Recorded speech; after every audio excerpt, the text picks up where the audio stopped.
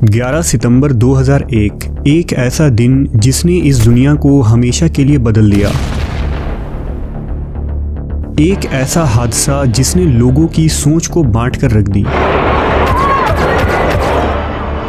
इस हादसे के मुताल्लिक 1400 साल पहले अरब में बैठे एक हस्ती ने क्या बताया था? क्या 9/11 का ताल्लुक क़ुर्ब क़यामत में होने वाली निशानियों से है?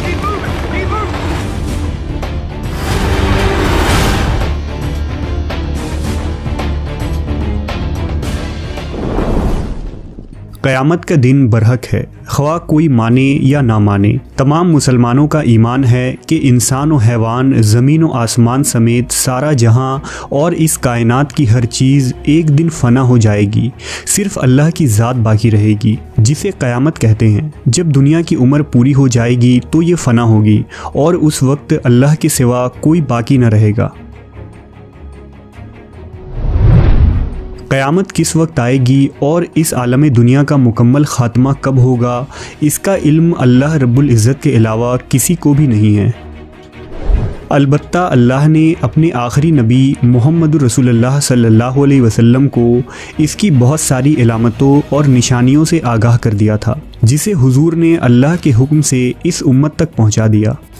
लिहाजा वो वाक़यात व अहवाल जो क़यामत से क़बल होने वाली हैं, हुजूर ने उन्हें नहायत ही तफसील और खुले अल्फाज में बताया, ताकि उम्मत का हर तबका क़यामत से डरता रहे और क़यामत आने से पहले ही आमाल सालह के ज़रिया उस दिन की भयानक होलनाकियों और हलाकत खेज़ों से बचाव का सामान फराहिम कर ले।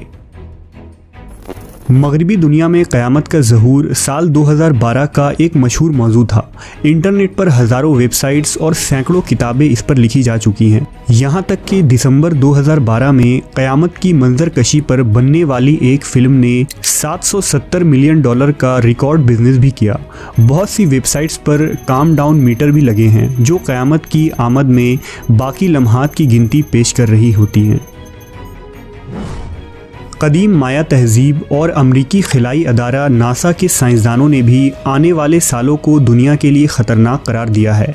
लिहाजा मगरिबी तालीम याफ्ता मुसलमान अक्सर इस तरह के तज्ज़ियों और पेशन गोइयों से मुतासिर होकर परेशान हो जाते हैं, जबकि कुरान मजीद और हुजूर पाक के इरशादात में क़यामत की तमाम छोटी बड़ी निशानियों को तफसीली बयान किया गया है, जिन अलामात के ज़हूर के बाद ही क़यामत आएगी। उन अलामात, निशानियों और फितनों में एक फ़ितना अल दुहैमा है, जिसे अहादीस के किताबों में यूँ रिवायत किया गया है। हज़रत इब्ने उमर कहते हैं कि एक दिन हम नबी सल्लल्लाहु अलैहि वसल्लम की मजलिस मुबारक में बैठे हुए थे कि हुजूर ने आखिरी ज़माना में ज़ाहिर होने वाले फ़ितनों का ज़िक्र शुरू फरमाया और बहुत सारे फ़ितनों को बयान किया, यहाँ तक कि फ़ितना अहलास का ज़िक्र फरमाया।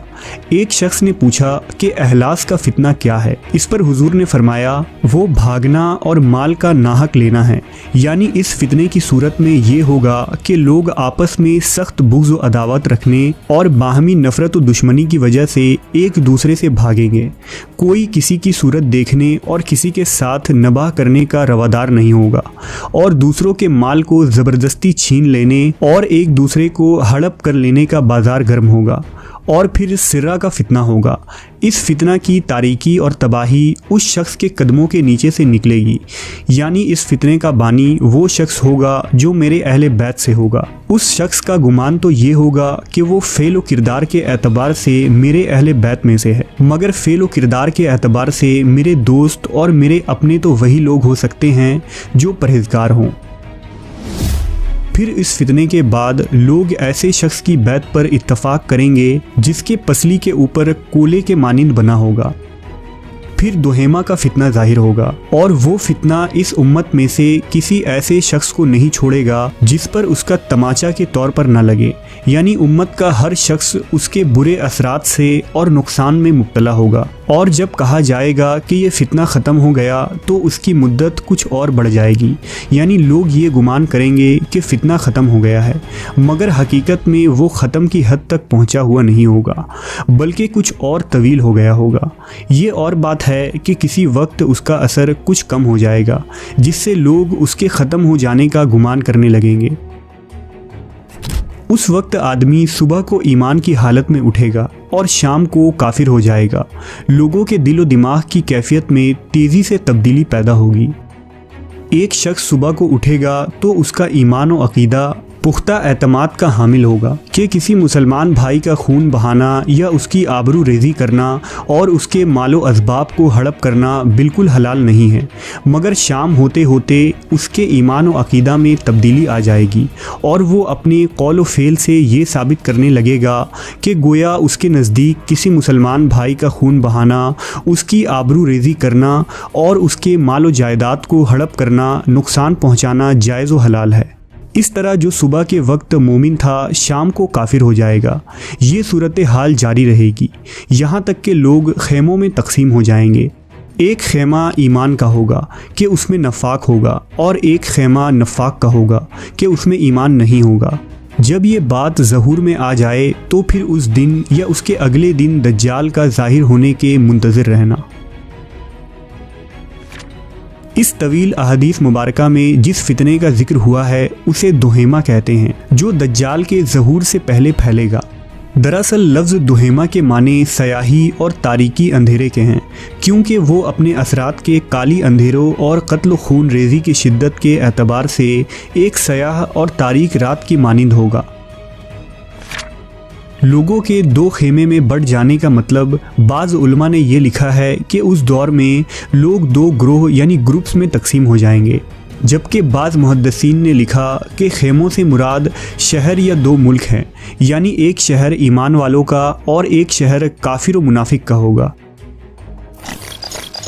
जदीद मुहक्किकीन की तशरीह को माने तो 9/11 के बाद दुनिया ज़हनी तौर पर दो ग्रोह में तकसीम हो गई। दरअसल सितंबर 2001 में अमेरिका और उसके मगरबी इत्तहादियों ने दहशत गर्दी को ख़त्म करने के नाम पर एक जंग बर्पा की, जो दरअसल आलम इस्लाम के ख़िलाफ़ जंग थी। अमेरिका ने अल-कायदा को 9/11 का मुजरिम करार देकर ऐलान जंग किया और मुस्लिम मुल्कों पर फ़ौज कशी कर दी, जिसका नतीजा ये हुआ कि शाम, इराक़ और अफ़गानिस्तान के हज़ारों मजलूम मुसलमान भी मारे गए और मुसलमानों को दहशतगर्द करार देकर उल्टा इस्लाम को ही बदनाम किया गया। 9/11 वही वाक़या था जिसके मुताल्लिक नबी सल्लल्लाहु अलैहि वसल्लम ने 1400 साल पहले इस उम्मत को आगाह कर दिया था, क्योंकि इस हमले के बाद दुनिया दो खेमों में बढ़ गई थी और लोगों की सोच बदल गई। जैसा कि एक ग्रोह मुसलमानों को दहशतगर्द करार देने लगे, जबकि खुद इस उम्मत के अंदर एक जमात ऐसी पैदा हो गई जिन्होंने मगरिबी ताकतों का साथ दिया और मुसलमानों को दुनिया की रंगीनी और मादियत परस्ती के पीछे लगा दिया। लिहाजा शायद ये वही फितना है जिसे हुजूर पाक सल्लल्लाहु अलैहि वसल्लम ने फितने दुहेमा कहा था, और वो वक्त करीब है जब अल्लाह तबारक व ताला इस दो खेमों को मज़ीद वाज़ह कर देगा और ईमान वालों को काफिरों से बिल्कुल अलग करेगा।